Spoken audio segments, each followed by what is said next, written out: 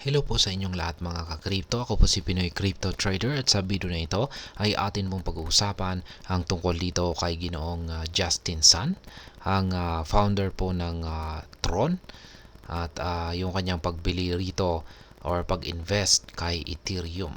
Yan, sabi rito ay Tron's Justin Sun buys 14,884 Ethereum amid market recovery.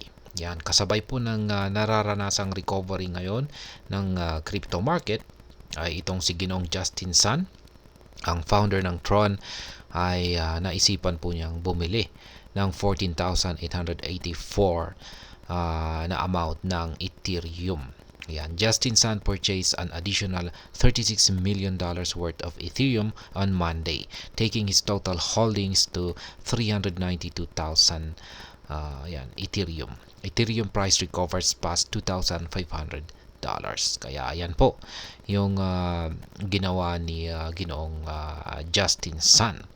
Yan, isa po siyang holders yan or investor ng Ethereum. Kaya yan, itong nakalipas po na araw ng Lunes ay muli po siyang nag-invest yan or bumili ng Ethereum na nagkakalaga po ng $36 million. Kaya ayan, ganyan po katindi kung makapag-invest itong si Ginoong Justin Sun. Kaya ngayon ay ang total po ng kanyang Ethereum holdings ay umaabot na po ng 392,000 na Ethereum. Kaya yan, ginawa po niya yung kanyang pagbili na ito ng kanyang Ethereum noong naka-recover po itong si Ethereum patungo sa presyong $2,500. Kaya yan po ang ating pag-uusapan sa video na ito. Pero bago po tayo magpatuloy ay nais ko lamang po munang bigyang linaw ang aking disclaimer kung saan ang nilalaman po ng video na ito ay hindi po ito isang financial advice. For education and information purposes lamang po ang layunin nito. Maliban po dito ay nais ko na rin pong magbigay babala na wala pong kahit anumang group chat ang Pinoy Crypto Trader. Ayan po siya. Ang nakikita po natin dito ay walang iba kundi si Ginoong Justin Sun. Crypto industry veterans are extending full support in this crypto market crash by buying the dips. Tron founder Justin Sun, who's been on Ethereum accumulation spree since February 2024, purchased an additional 14,884 ETH on Monday. Ayan. Dahil po sa naranasang market crash, yan, crypto market crash, kung saan ay nagsibagsakan po ang presyo ng buong crypto market, ay ang mga veteranong mga investor yan or market participants ay nagbibigay po sila ng todo suporta sa market crash na ito sa pamagitan po ng pagbili sa mababang presyo. Ayan, maraming bumibili po sa mababang presyo nito.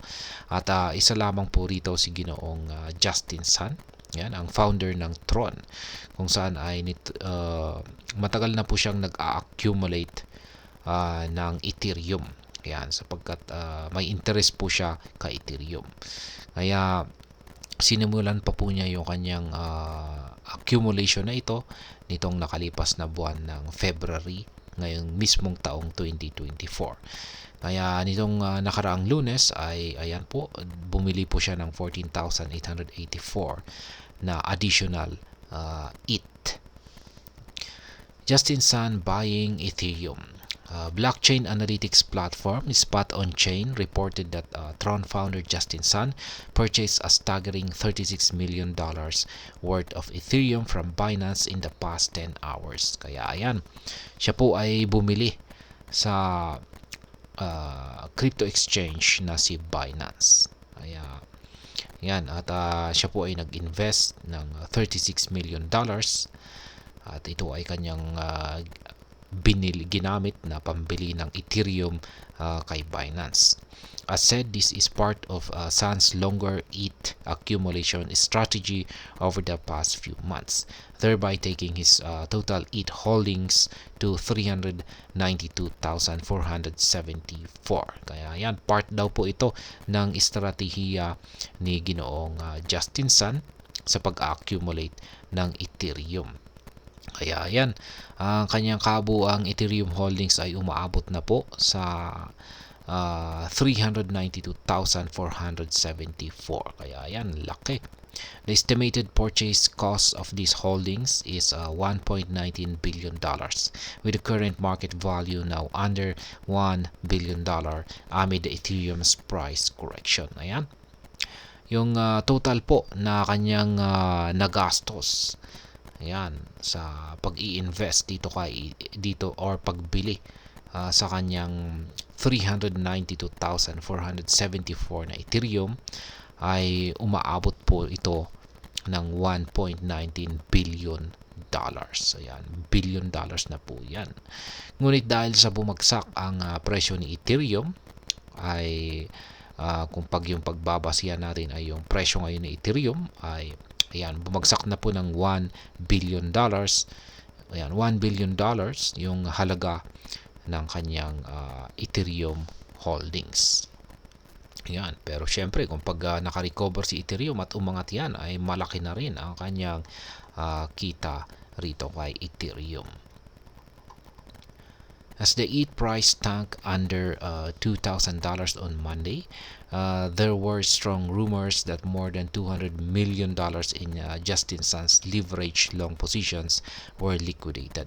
However, Sun was quick to address this matter, stating that the Tron team never indulges in leverage trades. Kaya yan, may lumawas daw po na chismis, yan, or rumors.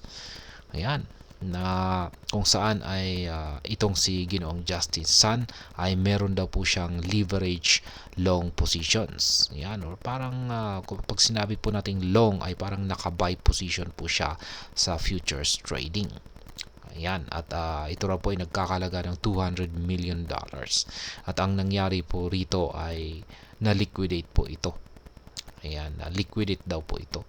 Pero agad pong naglabas ng pahayag itong si Ginoong Justin Sun, kung saan ay agad po siyang nagsalita at sinabi po niya na ang kanyang team ay hindi po sila nag-leverage trading.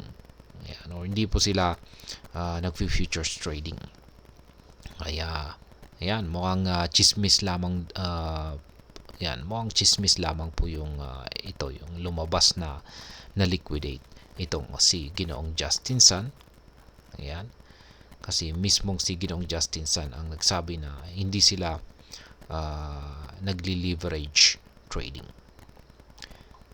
Ayan, yan pong muli ang tungkol sa balitang ito. Si Ginoong Justin Sun ay patuloy pa rin po sa pag-i-invest kay Ethereum, kung saan ay bumili na naman po siya ng kanyang additional Ethereum para dagdagan yung kanyang Ethereum holdings. At masasabi kong mukhang maganda po yung kanyang strategy, kasi mukhang alam po niya yung kung saan po siya or kung kailan po siya bumibili.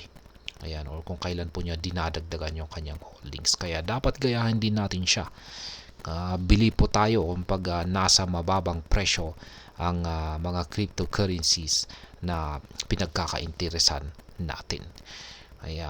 Ayan, hanggang dito na lamang po tayo sa video na ito, mga ka-crypto. Sana po ay inyong nagustuhan ang aking paliwanag sa video na ito. Kung inyo po itong nagustuhan ay pakiclick lamang po ang like button nito.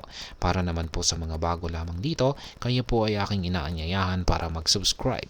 Pakiclick na rin po ang bell icon nito, dahil ito po ang siya magsisilbing notification nito sa mga bago kong videos na akin pong ina-upload sa aking YouTube channel na ito. Marami pong salamat sa panonood. Ingat po tayo lagi at God bless po sa ating lahat.